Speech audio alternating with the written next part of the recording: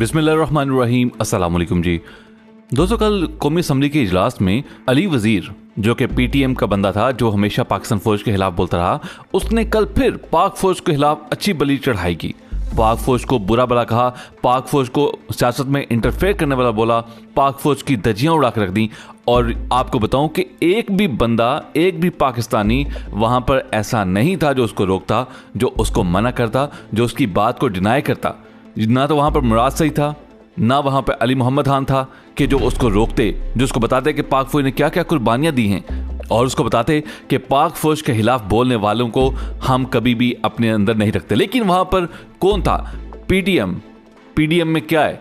अचार, मिक्स अचार पार्टियां, और उनमें नून लीग से आपको क्या उम्मीद है कि क्या वो पाक फौज को डिफेंड करेंगे? कभी भी नहीं करेंगे। तो मैं ये समझता हूं कि इमरान खान को निकालने के बाद अगर सबसे ज्यादा किसी को नुकसान हुआ है तो वो पाक फौज को हुआ है। पाक फौज के खिलाफ जो भौंकने वाले थे, उन्होंने दोबारा भौंकना शुरू कर दिया और उनको कोई पूछने वाला भी नहीं है। अगर आप अली वजीर की तकरीर सुने तो आपको समझ आए कि उसने किस तरीके से और धड़ल्ले के साथ पाक फौज के खिलाफ बातें की और उसको बुरा भला कहा है। तो आप अंदाजा लगाइए कि पाक फौज को जो सपोर्ट करने वाले यूथिया थे, जो 5th जनरेशन वार लड़ रहे थे, अब वो भी कहते हैं कि हम न्यूट्रल हो गए।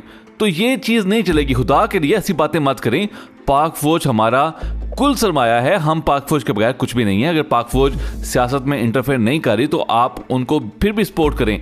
अगर वो खान का साथ नहीं दे रही तो भी उनको सपोर्ट करें। लेकिन ये है कि जो बैरूनी दुश्मन है, जो अब पाक फौज पर चढ़ाई करना शुरू कर चुके हुए हैं, उनके खिलाफ कम अज कम अपना महाज जो है वो तैयार रखें। अंदरूनी हालात हमारे जैसे भी हो जाएं, पाक फौज इमरान खान के दरमियान जो भी क्लैशेस चल रहे हैं, कोई इशू नहीं है यार। सियासत में ऐसा होता रहता है, मुल्क की मफाद में ऐसा होता रहता है। मुल्क के अंदर जो मर्जी हो, लेकिन मुल्क के जो बाहर वाले लोग हैं वो पाकिस्तान के ऊपर चढ़ाई करें, पाक फौज को बुरा भला कहें, तो ये हमारे समझ में आने वाली बात नहीं है। आपने इस चीज़ को लाजमी इन्फोर्स करना है, और ऐसा होना ही नहीं चाहिए कि कोई पाकिस्तान की कौमी असम्बली में बैठ के वहाँ पर खड़ा होकर पाक फौज के खिलाफ बातें करे। तो ऐसे बंदे को तो निकाल बाहर करना चाहिए। लेकिन मैं सदके जाऊँ, मैं कुर्बान जाऊँ पीपल पार्टी पे, नून लीग पे, जिनको परवाह ही नहीं है, और वो तो अंदर खाते खुश होंगे कि लो जी पाकिस्तानी फौज की सही ठुकाई हो रही है। तो ये चीज़ समझ से बाहर है।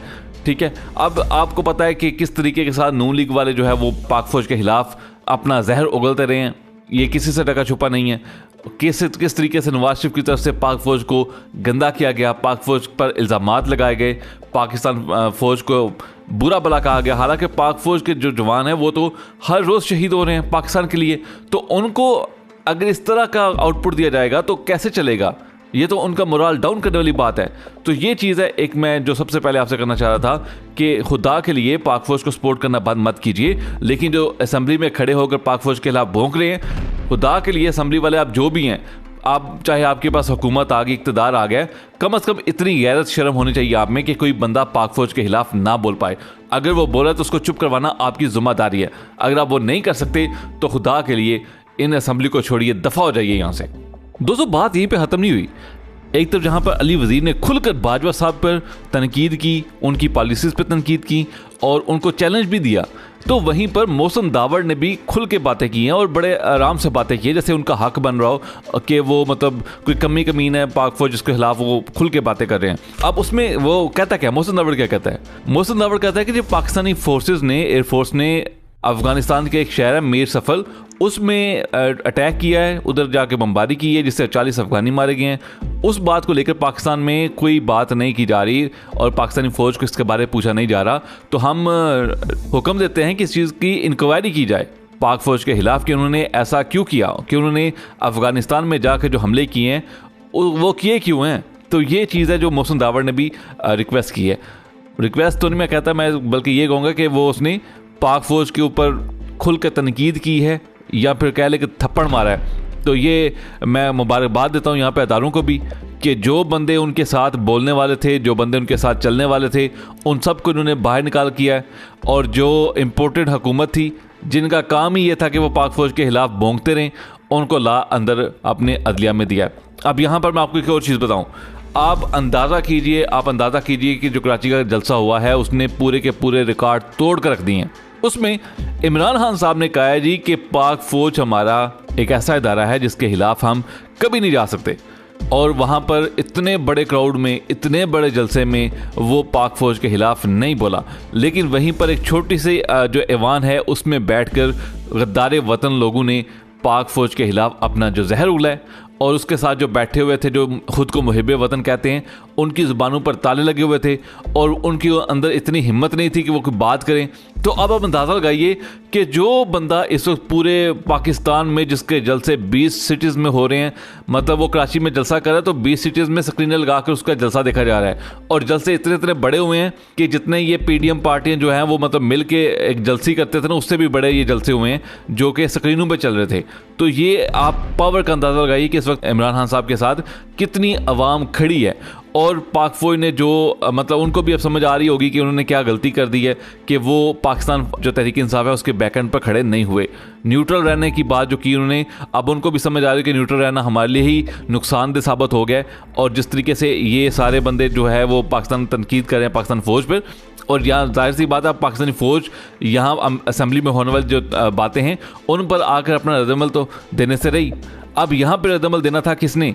जो अवान में बैठे हुए लोग हैं, जो पाकिस्तानी से मोहब्बत करने वाले हैं, पाक फौज को एहतराम जानते हैं, उनसे। लेकिन कोई बैठा हो तब ना, अब ना तो वहाँ पे तहरीक इंसाफ बैठी हुई है, ना शहरयार अफरीदी बैठा हुआ है, ना परवेज हटक बैठा हुआ है, ना अली अमीन गंडापुर बैठा हुआ है कि जो ये बातें करे, जो उनको पूछे कि तुम किस मुंह से ये बात करे, तुम होते कौन ये बात करने वाले। तो ऐसी बात आप समझ सकते हैं कि हुई नहीं है। तो ये एक चीज़ मैं आपको बता दूँ कि पाकिस्तान जो अफवाज हैं, जो फोर्सेस हैं, उनको इस चीज़ का थोड़ा सा सोचना पड़ेगा कि जितनी सपोर्ट इनको सोशल मीडिया पर हासिल थी वो उनको हासिल नहीं रही, एक चीज़। दूसरी चीज़ ये कि अब वो लोग ऐवान में आके बैठ गए हैं जो कि हमेशा से ही उनके खिलाफ रहे हैं, जो खुलकर बातें करते रहे हैं। इमरान खान साहब हैं, उनको मतलब गिले शिकवे हैं, लेकिन वो अभी भी कहते हैं कि जी हम पाक फौज को जो है, जितने बंदे पाक फौज के खिलाफ बातें कर रहे हैं, जो पोस्टें कर रहे हैं, उनको मना किया है कि खुदारा ऐसे ना कीजिए, ये हमारी आन शान इज़्ज़त है, इनके साथ मत खेलिए। तो दूसरी तरफ आप देखें कि क्या हो रहा है। और आपको बताऊं कि जो 5th जनरेशन वार चल रही थी, जिसमें पाकिस्तान फौज के साथ सपोर्टर जो थे, जो ट्विटर पे, फेसबुक पे, हर जगह पर पाक फौज का साथ दे रहे थे, अब लगता है कि वो भी न्यूट्रल होने वाली साइड पे चले गए हैं। वो भी कोई रिप्लाई नहीं दे रहे, ना उन्होंने मोहसिन दावड़ को तनकीद की, ना उन्होंने अली वजीर पर बयान पर कोई तनकीद की, बल्कि वो भी ये कह रहे हैं कि हम भी न्यूट्रल हो गए।